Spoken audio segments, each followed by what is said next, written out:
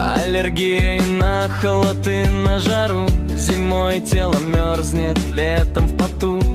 Красными пятнами покрывается, и неудобства в нем проявляются. Весной и осенью замкнутый круг, пух тополиный витает вокруг. Цветение растений